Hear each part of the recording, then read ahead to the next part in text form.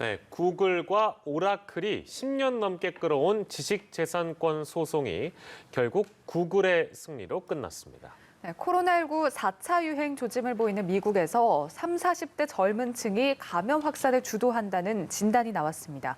밤사이 들어온 글로벌 뉴스 김지수 기자 살펴보겠습니다. 어서 오십시오. 안녕하세요. 네, 10년이 넘는 지리한 싸움으로 알려져 있죠. 구글과 오라클, 오라클과 구글.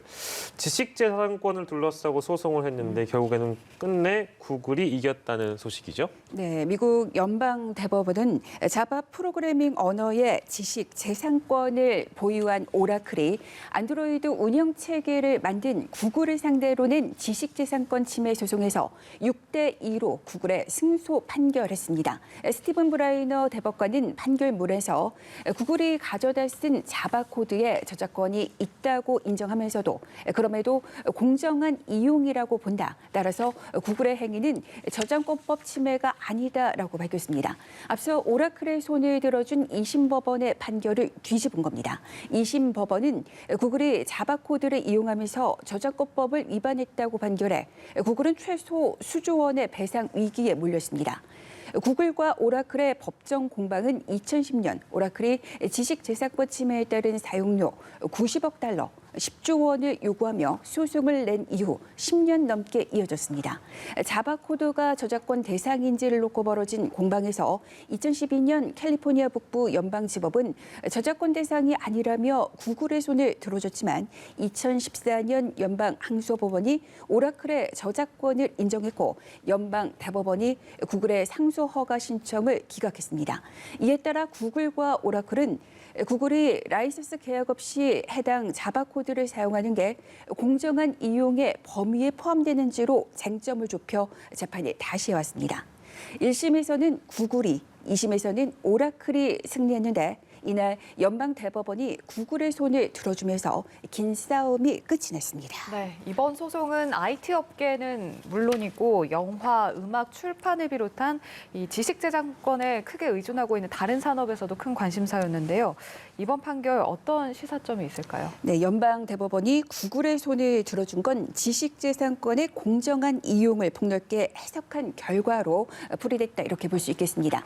지식재산권의 공정한 이용은 저작권자의 허가 없이도 지식재산권을 쓸 수 있는 경우를 말합니다. 지식재산권이 새로운 제품이나 서비스의 개발을 억압해서는 안 된다는 취지에서입니다. 국내 저작권법도 공표된 저작물은 보도나 비평, 교육, 연구 등을 위해서는 정당한 범위 안에서 인용할 수 있다며 저작권의 예외를 인정하고 있습니다. 10년 넘게 진행되어 온 소송은 IT 업계는 물론이고 지식재산권에 크게 의존하는 영화나 음악, 출판 등 다른 산업계에서도 큰 관심사가 되었습니다. 이들 업계는 구글의 공정한 이용 주장에 우려를 나타내며 오라클을 지지하는 변론서를 제출하기도 했습니다. 반면에 마이크로소프트와 인터넷 업체들은 구글의 편에 섰습니다. 후속 기술의 개발과 프로그램 간의 상호 운용을 위해서는 저작권법상 공정한 이용을 어느 정도 허용할 필요가 있다고 봤기 때문입니다. 네, 이번에는 이란의 억류 중에 우리 선박 관련 소식입니다. 한국 케미호 지난 1월인데 이란 혁명 수비대에 의해서 납포가 됐었죠. 현재도 억류 중인데 긍정적인 소식이 좀 전해졌다면서요? 네, 이란 정부가 석 달 넘게 억류해온 한국화학 운반선 한국 케미호와 관련해서 선박에 도움이 되는 방향으로 조사가 진행됐으며 긍정적인 결과가 검토되고 있다고 밝혔습니다.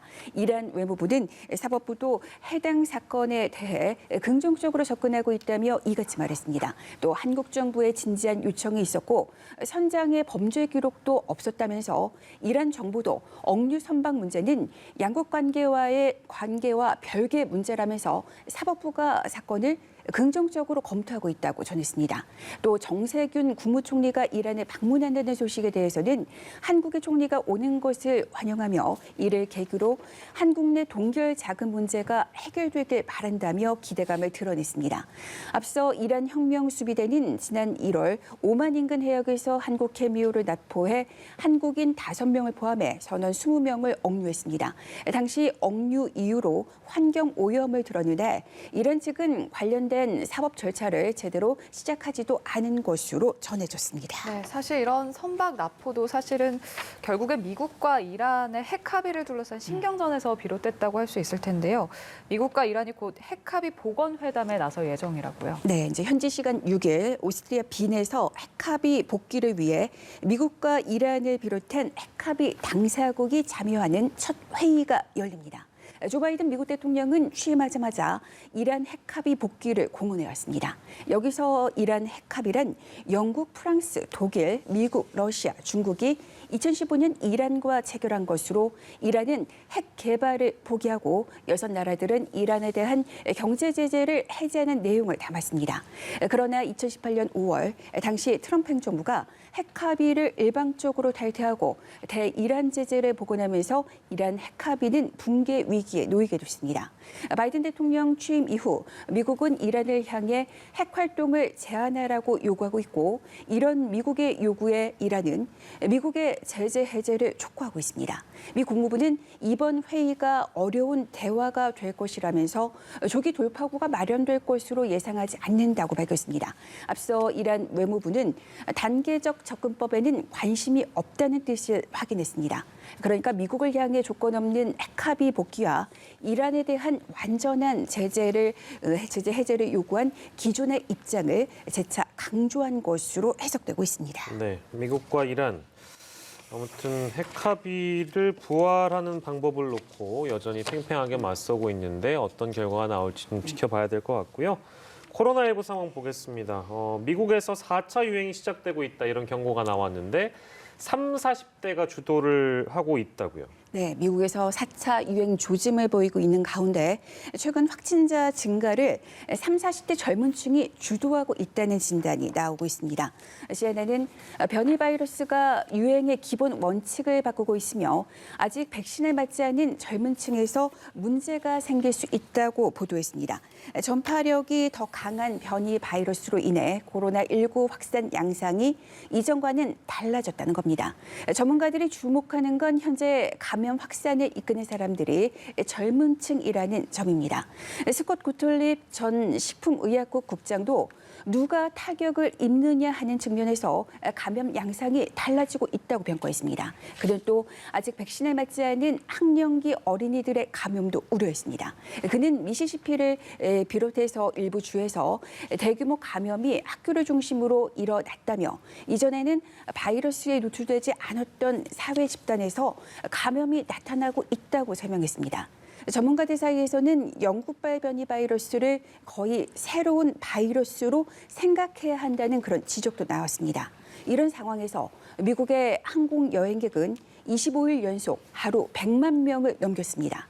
감염 확산이 가속화할 수 있다는 걸 알 수 있겠습니다. 네, 다른 나라 코로나19 상황은 어떤지도 짚어주시죠. 네, 국민 절반 이상이 백신 접종을 마친 이스라엘이 다음 주 실외에서 마스크 의무 착용 조치를 해제할 것으로 보입니다.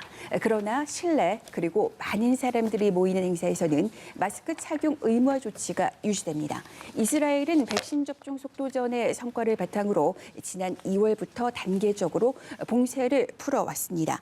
독일의 질병관리청이 코로나19 백신 접종자는 전파력이 거의 없다는 결론을 내렸습니다. 백신 접종자가 코로나19 검사 결과 음성인 이들과 동일하게 쇼핑을 하는 등 바깥 활동을 할 수 있는 방안을 추진합니다. 다만 이런 규정은 3차 확산이 가라앉고 단계적으로 추진 중인 봉쇄 완화가 다 이루어지면 적용될 전망입니다. 유럽 대륙에 비해 백신 접종률이 높은 영국은 봉쇄를 완화해서 다음 주부터 미장원을 비롯한 비필수 상점의 문을 열게 합니다. 또 6개월간의 백신 접종이나 감염, 항체 보유 여부를 보여주는 백신 여권을 도입할 가능성이 큰 상황입니다. 영국 정부는 또 일주일에 2번 무료로 신속 검사를 하는 등 코로나19 검사를 대폭 확대하기로 했습니다. 네, 마지막으로 미얀마 사태 좀 살펴보겠습니다. 안타까운 건 계속해서 인명피해가 발생하고 있죠. 네, 그렇습니다. 현재까지 확인된 민간인 사망자는 최소 564명입니다. 이 가운데 어린이는 적게는 47명입니다. 그리고 2,600명이 넘는 사람들이 구금된 상태입니다. 하지만 군부는 이 사실을 전면 부인하고 있습니다. 쿠데타 발생 2달여 만에 군경과 주민 간 또 맞교환이 있었습니다.